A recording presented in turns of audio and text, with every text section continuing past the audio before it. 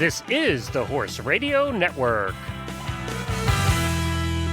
This is episode 174 of the Dressage Radio Show on the Horse Radio Network, brought to you by Equestrian Collections and Kentucky Performance Products.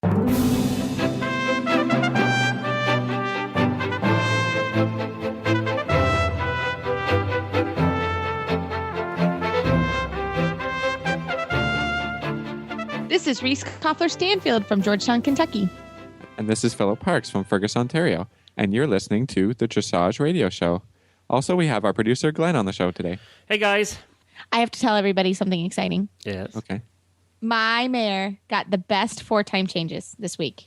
It just was one of those light bulb moments. I thought, I'm going to try. And she was great. I did them on the quarter line. I like to start 4-time changes on the quarter line. And it was great. I mean, I just kind of kept doing them because she kept getting them. And, you just kept going. I just kept going. And I was 3 days later, she's still doing them. Yeah, pretty much just got off. Yeah, 3 days. I just got off. But it was exciting. You know, I think we all have those moments as riders where you're just like, yes, that's it. And it was pretty cool. So that was my exciting moment to share with everyone. Yeah. You had a light bulb this week. I did. Well, my mare did. I thankfully asked right. Terrific. But we have a great show today. We're actually talking about IDA. And Philip, you were a coach for IDA for many years, weren't you? Yeah, the Intercollegiate Dressage Association. I was a coach for many years. And so we have the president of IDA, Beth Buchema, on the show today, and also an IDA participant rider on today. So that's great. Yeah, no, it's going to be a great show and really informative. I didn't know much about IDA, so it was a show for me as well because I think it's a wonderful program and high school students listen up or parents because it's a great way to keep riding in school if you can't take a horse or don't have the time, that kind of thing. So very, very fun. And then Beth will be joining us later in the show with a trainer tip as well. We have all of that coming up, but first we do have some news, don't we? We do. So the tickets for the World Dressage Palm Beach Masters scheduled for January went on sale on Wednesday. So that is something to look online for the World Dressage Masters. That's a great event. The event's going to be held the 24th through the 26th of January. And it's at the Jim Braden Equestrian Center in Wellington. So yeah, wonderful show. Lots of European riders come over for it. And, it's a premier event, definitely in America. I might have to get tickets, and Jennifer and I might have to come down and visit you down there, Reese, for that. Oh, I think that would be great. Maybe we could make it a whole weekend. Yeah. That would be great. That'd be fun. Convince me to come down in January to the beach at Palm Beach. I know. Wow, that's so hard. Huh? That's I tough. know. Philip, you have to come join us. We have to have I love the snow. I hate the beach. I could never go there. I know. You don't like Wellington. No. No. Well, I do have some sad news from the world of dressage, and this is from England, where we have a lot of listeners. Olympic dressage rider and a very popular trainer over there by the name of Laura Fry of Fry's Dressage in East Yorkshire died yesterday. She passed away at the age of 45 from breast cancer. Really awful. Yeah, she'd been diagnosed with breast cancer in 2010, and she had battled it. She was actually teaching lessons up until last Tuesday. And then she, as I said, she died yesterday. She competed in 1992, the Olympics in Barcelona, and she actually came in, or the team came in 7th. Boy, they've come a long way in Britain since then, haven't they? Yes.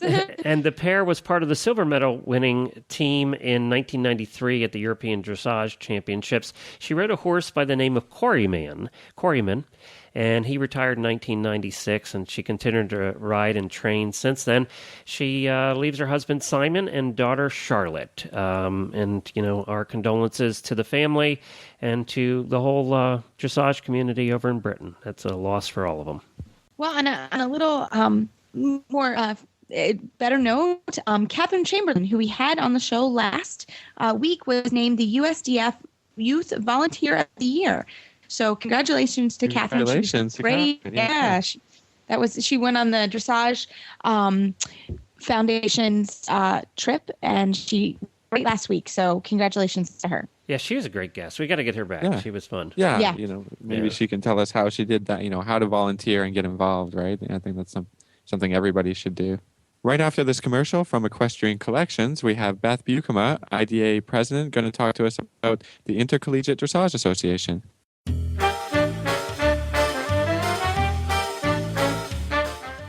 Hi, Glenn, back with you from the Horse Radio Network. I'm here with Debbie with the Equestrian Collections Product of the Week. Hi, Glenn. This week I'm talking about the Itchin' Post. If your listeners are like my horses, if your horses are like my horses, they are changing coats right now. They're shedding out their summer coats, getting on their winter coats, and they are scratching on everything. This is the answer to that problem. It is a flat piece of material called Santoprene, which is the same thing they make hairbrushes and baby toys out of, and it's got some stuff that it won't deteriorate in the weather. It comes in a 14-inch by 24-inch piece. You actually put this on a fence post. You can put it on the outside of your barn, a tree. I've seen it in all these places. Anywhere your horse is, they'll find it. Then they'll come over and scratch on it. And I'll tell you from experience, it doesn't pull tail hair, which is something as a gypsy owner that we're very cognizant of. It seems small when you get it, but that's all. You should only need one. You put it up, they'll find it, and they will scratch on it. You can put it in those stalls. You can put it outside. It's really a nice little thing to have if you have your horse scratching and maybe taking down your barn. If you put this on something that's sturdy, he'll scratch on that. He will choose that to scratch on over other things in your barnyard. So take a look at the Itchin' Post on equestriancollections.com. How does it connect to the post or the wall or wherever you put it? Well, you can do it with wood screws. You actually screw it into the wall, and that way it gives you a little bit more flexibility of where you can put it, because you actually screw it into wherever you're going to put it, and probably wood. You would most put it into wood because that gives it a good stability, so you can put it in that way. Terrific. It's safe for extreme climates as well. It'll keep its integrity from minus 77 up to 277 degrees Fahrenheit, which means no matter where you live, this is going to work. Ah, so it'll work on Mars. It'll work on Mars or the moon. Thank you, Debbie. This is equestriancollections.com. Just search for Itchin' Post.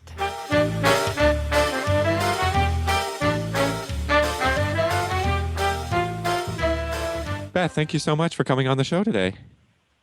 Thank you. I'm glad to be here. So we're going to do this show a little bit dedicated to the Intercollegiate Dressage Association, to which you are the president, I guess. And maybe you could start off by telling us all about IDA. Okay, terrific.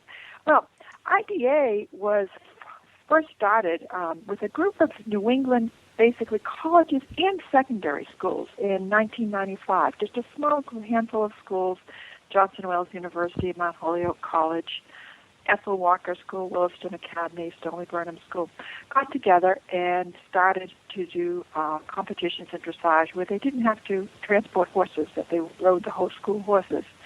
And the first set of rules were actually drawn up by Michelle Hoffman, a Mount Holyoke student. And we basically, the New England region, competed under that sort of format, sort of informally, with both secondary and colleges for about 6 years. And then in 2001, we had an East Coast Regional Championship, because as we were doing this in New England, other regions of the country also were getting interested in dressage and wanted to make dressage available to collegiate scholar athletes. And so what we did is the Virginia region had quite a lively group of about 4 or 5 colleges. And New England at that time had probably 5 or 6 colleges and secondary schools. And we went down to Virginia Intermont and had our first sort of East Coast Regional Championship. At that time, we met and developed a little bit more on the rules, and we decided we really wanted to incorporate and become a national association. So from those roots, we basically formulated a board of directors and incorporated in 2001 as the Interscholastic Intercollegiate Dressage Association. And then as we grew and more colleges joined from across the country, it really became obvious that we really couldn't put college athletes and high school athletes in the same arena at the same time. Basically, most colleges wanted to just have the college athletes alone. So we became a total college organization in 2003, really. Now, currently, we are in 9 regions across the country in the U.S. and in Canada. We have schools from California to Florida to Maine to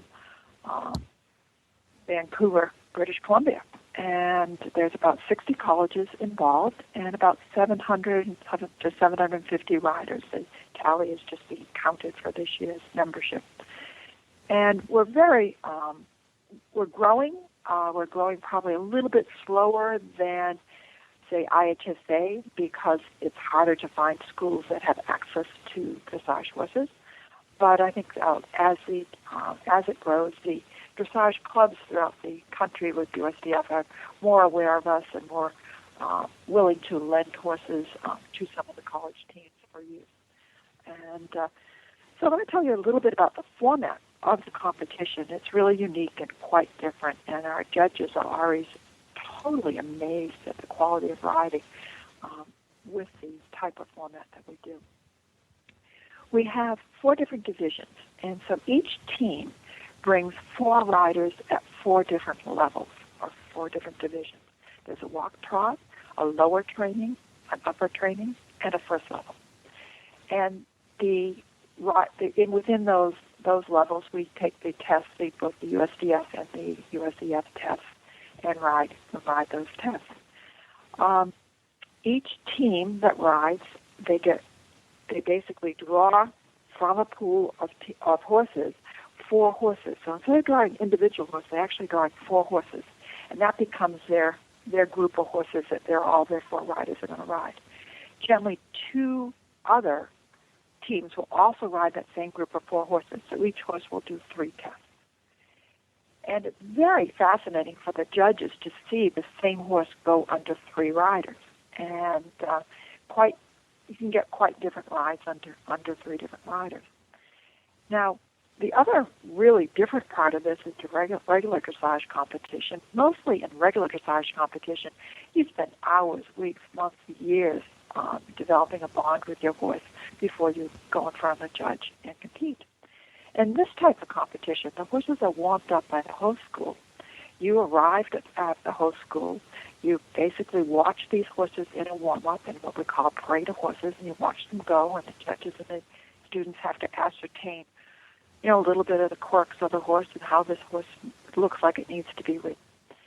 And then you basically declare which rider is going to ride which horse. And sometimes this you can have a lot of variation, that your first level rider might be able to ride your upper training level horse.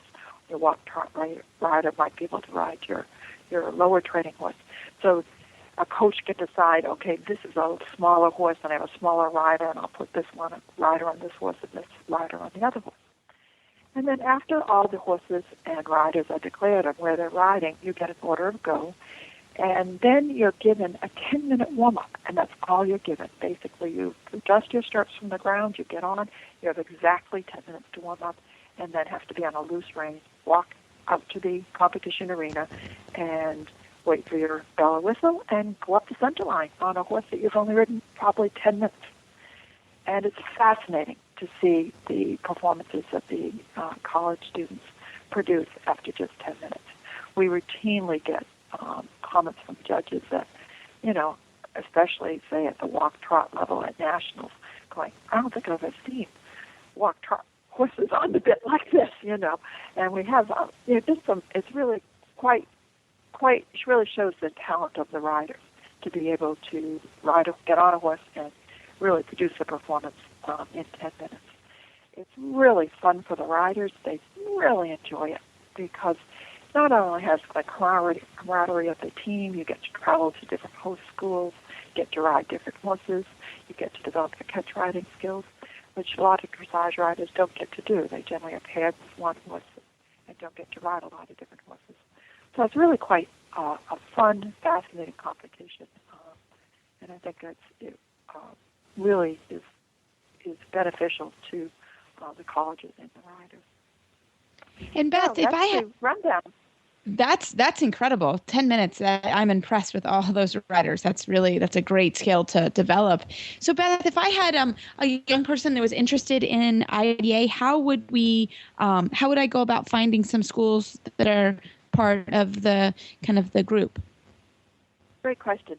We have a website, www.teamdressage.com, and it lists all the schools by region, and a young person can go on and find a school that they are interested in, the academics of the school, the location of the school, and look to see if they have an IDA team.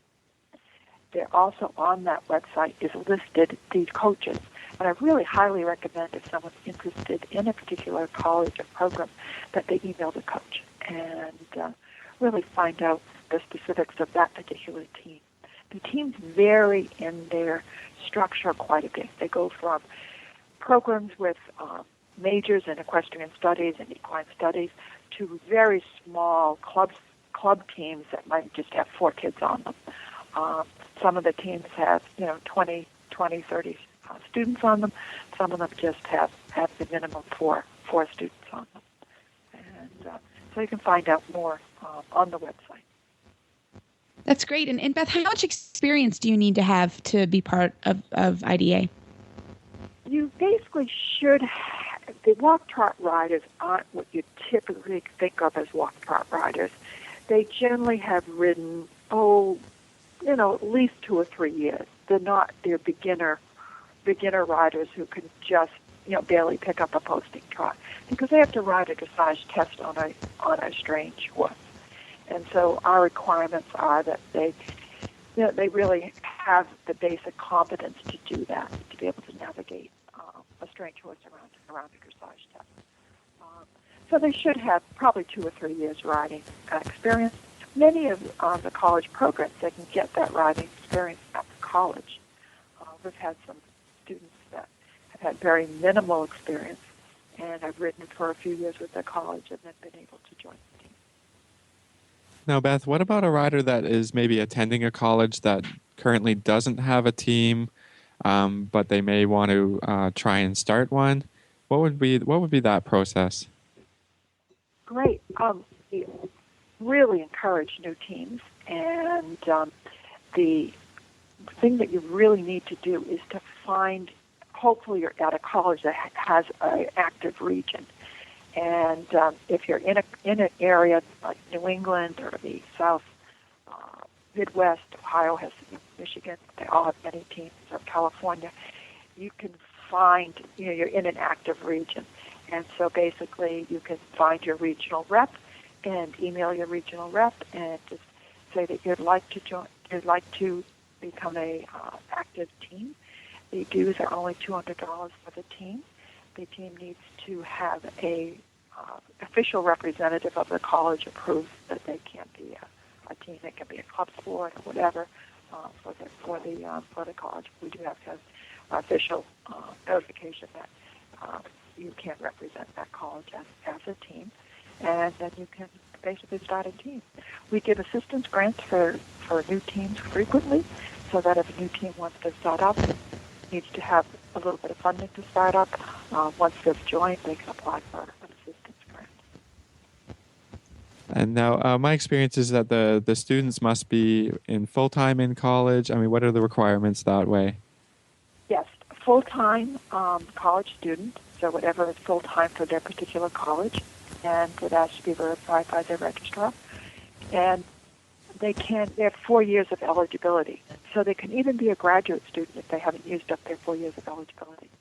We've had veterinary students and animal science master's degree students join teams. And so that is, nice if they haven't been able to join in the undergraduate years right away, and maybe they, in the graduate program, they can actually join. Great. Well, thank you so much for coming on the show and talking to us about IDA today, Beth. Is there a way somebody can get a hold of you? Yes. I'm a director of the Equine Studies program at Johnson & Wales University and one of the founding members of IDA. And you can reach me at bbeukema, B-B-E-U-K-E-M-A, at jwu.edu. Well, that was a great interview from Beth, and now we're having a commercial break from Kentucky Performance Products, and we'll come back with Meredith Allam, a student who rode in the IDA.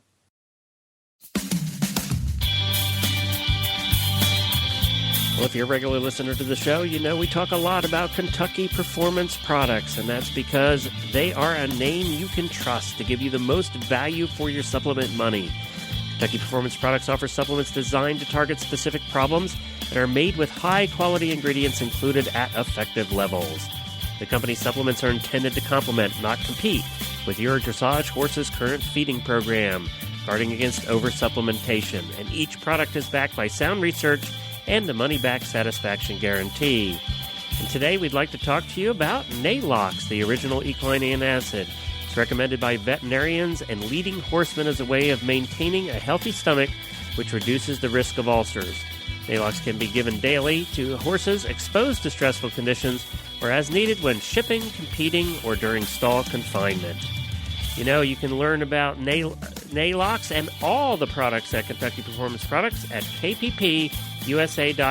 That's Kentucky Performance Products at kppusa.com.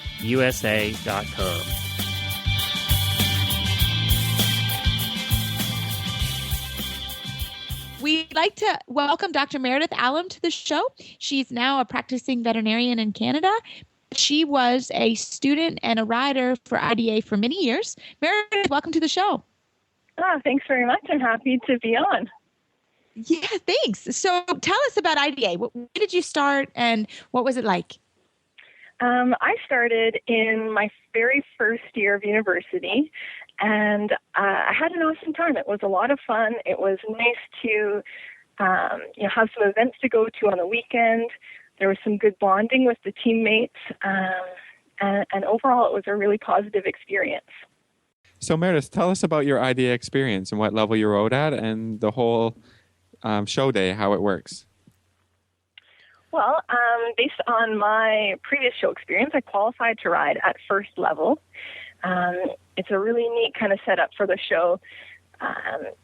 You go in, you ride as a new rider there, you get 10 minutes to warm up on an unfamiliar horse, and then you ride your test. So it brings a whole new set of skills that you have to have with you and you need to be able to adapt to the situation, which is certainly different than anything I had done before in my riding career. So Meredith, the 10 minutes, that is intriguing to me. That seems really, really difficult. How do you go in?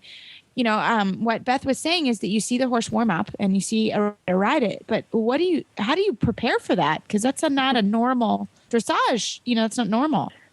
Yeah, it's definitely difficult to prepare for that. You did get to see the horse go before, and hopefully your coach can help you a little bit too, so that you can both watch the horse go and get a few ideas. You know, even if it's just the basics, like, okay, this horse needs to go more forward, or, you know, we're going to have to be pretty tactful with this one. You know, it's a hot horse. It can't be too aggressive. So you have to have an open mind too when you go in there, when you start riding, because you have a little bit of a plan when you start, but with 10 minutes, you have to be willing to maybe step away even from that plan and try something different if it's not working for you pretty quickly. Yeah, I mean, I have a little experience with this, being an IDA coach for a few years, and I think that's one of the things is that, you got to try and play on the horse's strengths and not focus on the weaknesses, because you're not training the horse. You're just tactfully riding it around in a test, and especially for first level, if a horse hasn't learned leg yield, you're not going to teach it leg yield in 10 minutes. So I think that's an important thing and a different skill to work on. What other skills do you think that maybe helped you ride successfully in IDA? Being able to adapt to that. Skills, maybe even just more generally, just having experience riding different horses. I mean, I've always had my own horse, but I've always had opportunity to ride, my friend's horse or school horse. So to be used to riding something different every so often, and knowing that every horse comes with their own quirks, and we just have to work through them. And when you are doing the 10-minute warm up, there's not time usually to get the horse going quite how you like. So you also have to go in with the expectation that you may end up doing your test with what you feel is a little bit subpar quality. But just going ahead anyway and doing the best that you can. So, to Philip and Meredith, do teams ever stack the deck? You got the really good first place team coming in. We're going to get the crappy horses out today. No, because if it's random draw, then they really can't. You could end up with the crappy horse. Yeah, I mean, and that's why it's so interesting because and sometimes the rider doesn't suit the horse at all, and it could be a great horse and also a good rider, but sometimes these clashes you can see it go on in the warm up, and it does create a few tears once in a while. So I think just the ability just like Meredith just said, just carry on through some adversity and realize that one bad test isn't the end of the world, and it's a lot of fun, and it's for fun, right? Yeah, I think we're we're making it sound like it's so much hard work, but it is fun. Once you get used to it and you know what's going on, it is quite enjoyable. So all right, now Reese. Let's get off this. Yeah, stuff. I know. This is all boring. Let's get to the important stuff, Reese. The important stuff of the day. Go ahead. Yes. So Meredith actually is Philip's fiance. So we wanted to be serious for our first part of the interview. But Meredith, okay, we can mute Philip. Glenn has the power. Tell us some dish about Philip. We want to know. Oh, man. Come on. Well, wait a minute. Let's start here. You met him because he was actually coaching the team, right? He was coaching. Yes, right? he was coaching the team. Scandalous. Yes, we were not dating initially. Philip was the coach, and I was one of the riders for several years before any more of a relationship blossomed. But in my final year of riding, I did 3 years on the team, so my first 3 years in university, and then I did a comeback year a couple of years later, actually, and for that year we were dating through that, but everyone knew. Yeah, a victory lap. You did a victory lap. Yeah, I did. They needed a first level rider, so why not? Well, that's great. We all know that guys aren't real prevalent in the dressage world. There are some, but there's not a ton. It's definitely dominated by women. So I imagine that most of the team was women, right? Or all the team? Yeah, most of the team was. I think actually he may have been one of the only males in attendance at the whole show, at most of the shows even. God, I got it wrong when I was growing up. I should have been. Yeah, Glenn, I screwed that up. Definitely get a lot of attention as a guy in the horse, in the dressage anyway. Yeah. So what is Philip's most embarrassing moment? I got to ask. Wait a minute. I thought I muted you. Come on, guys. Keep it IDA related or something. No. You shut up. This is us now. You're really putting me on the spot. I can't think of anything. But how did he propose? Oh, he told us how he proposed, and it sounded very romantic. It was romantic. He did an excellent job. It was a surprise. And was there any hesitation when you said, yeah? Okay. Oh, you're really twisting my arm here. No, it wasn't like that. Now, you just started practicing recently, didn't you? What's that? You just started practicing veterinary skills recently, didn't you? So what are you doing now? Ago. Yeah, where are you working and what are you doing? I am working in Oakville, Ontario, in a small animal practice. Dogs and cats with the occasional rabbit or guinea pig, but for the most part, just sick dogs and cats, and also ones that need their vaccinations. So I help them get along and feel better, and yeah, that's my job. Okay, you spent 8 years, right? Almost 8 years getting your veterinary degree and going through school and all of that stuff. And now you're actually doing it. So what's your thought now that you're actually doing it after all of that preparatory time? It's a little bit of a shock, actually, but a good one. So that transition from student to it's like, okay, well, now it's just me now, and I'm doing the job finally. It was such a long time coming that it's almost surreal in the beginning, but I'm settling into the routine now and quite enjoying it. And Reese, she's learning what every other veterinarian learns, and that is dealing with the animals is a pleasure compared to dealing with the people. Well, I think it's the same.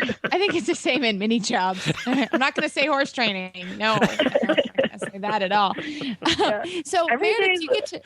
I was going to say every day is a little bit different, and that's usually to do with the people that bring in the animals. Now, Meredith, have you been riding at all? I've been riding a little bit, so I've really been kind of intermittent through my vet school years. And I rode a lot in the springtime, and then not so much for a couple months, and now I'm just getting back into it, once or twice a week. And I'm enjoying that and hoping to keep that up. Well, hopefully that'll be a nice wedding present Philip can give you, a nice horse. Philip? Yes. Get working, Do I also buddy. get one? Do I also get one? No, you don't. No, Just one for me. No one for just one for Meredith. So, Meredith, when are you guys getting married? I don't know if that's on the spot, but any plans yet? There's no official date set yet, but we're hoping for maybe next October. Thank you so much for coming on the show. We'd love to have you back on. This was a great introduction. Thanks for coming on, and we look forward to the next time. And you've got to tell us next time the most embarrassing moment for Philip. Okay, I'll have some dirt ready to go, give you. That's what I'm talking about. I'm glad she wasn't prepared this time. I'm surprised he didn't warn me about that. Thanks, Meredith. Have a great night. Well, we're going to get our trainer tip here from one of the New England Dressage Association trainers in just a minute, but I wanted to mention that they have the 2012 Fall Weekend Symposium is coming up with Stephen Clark and Ashley Holzer. That's October 27th and 28th at Pineland Farms. That's in New Gloucester, Maine. So if you want to attend that, just go to the website at neda.org to get all of the details. And now we have returning with us, she was on earlier in the show, Beth Bukema, and she's going to be our trainer tip of the week. We're very privileged to have Beth Bukema back for our NEDA training tip of the month. Beth, thanks for coming on again for our second segment of the night. Thank you. I'm pleased to be here. So tell us, what is your NEDA trainer tip of the month? My training tip is going to focus on the rider. I think many trainers focus on the horse, and the rider is so much a part of the combination that I think the rider needs some focus from time to time. And one of the rider focuses that I work on with my students at Johnson & Wales all the time is basically motion training, and I've used the Eckhart Miner's Balance and Motion program, and it really helps my students tremendously be able to stay in balance and oscillate with their horse. So I really recommend, as a book to get familiar with this program, Rider Fitness, Body and Brain by Eckhart Miners. And in that book, you will find tremendous selection of exercises to do for both balance, flexibility, core strength, range of motion, and they really will help you produce a better performance in your horse. One of the easiest tips to do is to just warm up before you get on your horse. And many people get on their horse, cold and stiff after they've sat in the office. And if they can just warm up their bodies before they get on the horse, it can make your ride go much smoother and much more efficiently. One of the best ways to warm up quickly, it might look a little funny, is to skip. And we do it what we call crazy skipping, that we skip, and as we skip, we make our arms and our legs cross our center line. So we swing our legs to the opposite side. The right leg crosses over towards the left leg, the left to the right, and we do what crazy skipping. And a few minutes of that's amazing. You get your heart rate up, your respiration up, warm your muscles, and also just help all your ligaments, tendons, muscles activate more quickly and help your cross coordination. Beth, is there any other tips from this? Because I've heard about this program a little bit, but I haven't gotten into it, or I don't have much experience. Is there any anything else from that you can bring to the show? There's many different exercises that can be done. Some of them involve the Balamo stool, which is a stool that moves in 3D motion. It has like a ball and socket joint, and it moves the hips forward, back, and around, and do circles with it. And that's very, very good for flexibility and movement in the hips. One of the other things I would say is cross crawling, which is basically just you can do like a military type crawling, and that will warm up your spine. So there's many different exercises that can be done to warm up your body and to help facilitate movement of your body. One way I like to think about it for the rider is to think of the rider has a core of muscles around their abdomen. And in through that goes the spinal cord, which has a double S shape. And that spinal cord has to be able to oscillate to move with the horse. Yet you don't want to be a floppy dog. The muscles have to hold within that oscillation so that you have the flexibility and the strength at the same time. We basically want this of our horses, too. We often talk about the ring of muscles in the horse, how the horse's abdominal muscles have to work to lift the back. Well, if we expect the horse's abdominal muscles to lift the back and the neck telescoping muscles to reach forward into the bridle, then we have to be balanced on top of the horse in order to allow that back to come up and to allow that horse the full range of motion. Our body has to oscillate with the horse's body. So I like our riders to think not only of their body, but their horse's body, and particularly the back, and really think of the back being the key, especially when it comes to collection and extension. Don't think of the legs, what they're doing, but think of what the back is doing. The back is coming up and oscillating in the flexion and extension. It basically gets flatter during the extension and comes up more during the collection. And Beth, do you recommend any other stretching type warm up?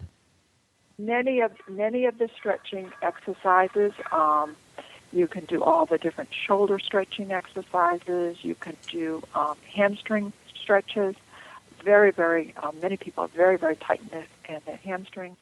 You could do Achilles tendon stretches where you stand on the edge of a staircase. Just allow your body weight to stretch your Achilles tendon out. Remember never to bounce, but just stretch out on the tendon. You can do cross-body movements where you're just moving your arms from one side of your body to the other and stretching your chest open. Many of the stretches that are done for the shoulders in regular gym exercises are also very appropriate for riders. They stretch their shoulder blades and stretch their muscles, and that helps them a lot. Well, Beth, thank you so much for the tip. Can we get the name of that book again, just to reiterate that point? It's Rider Fitness, Body and Brain by Eckhart Miners. It's published by Trafalgar Square. Excellent. Well, thank you so much for giving us your tip today. Nita appreciates it, and so do we. You're welcome. It was a pleasure to be here. Well, thank you again to Nita for being a sponsor of the show. We really appreciate that. And as I said, you can check out their website at neda.org. Well, Philip, we weren't too bad with Meredith on the show. We could have been much worse. We could have asked about much more personal things. No, it's you guys were bad. She just didn't give anything up. No, She was good. She was good. She was good. She was tight. But you were good You guys, sport, what's both his you most guys. embarrassing moment? You know, all Yeah, I that was trying stuff. to pull it You guys out, are lady. bad. You I guys was are bad. trying. She was good, Meredith. Poor Travis. So I would have thrown him under the bus. That's for sure. He would have thrown you under the bus. Yeah, that's true. Yeah, He would totally have. would. Yeah, yeah. Travis. That's what happens after a few years of marriage. But you know what, Reese? You wear it all on your sleeve anyway, so there isn't too much. Yeah, there's no secrets. I mean, That's true. It's all out there with Reese. I know. Well, Philip, it was fun. She was a brave soul to come on the show, actually. yeah, I think She did a great was job. courageous to do it and did a great job. So Yeah, that's you have a good girl there. Keep her. Don't Yeah. let her get away. I tried. Don't screw it up, Philip. Yeah, Philip, easy, buddy. Why does everybody say that? Oh, goodness. Well, everybody, thanks so much for coming on and listening to the show. And you can find our show notes and links to today's guests on our website at dressageradio.com. Like us on Facebook, just search Dressage Radio Show. Follow us on Twitter at Horse Radio. My website is maplecrestfarmky.com, and my email is reese@horseradionetwork.com. You can find me at philipparksequestrian.com, and my email is philip@horseradionetwork.com. I'd like to thank our sponsors, Equestrian Collections and Kentucky Performance Products. And don't forget to check out all the other great shows on the Horse Radio Network at horseradionetwork.com. Everybody, keep your heels down and your shoulders back, and we'll talk to you next week.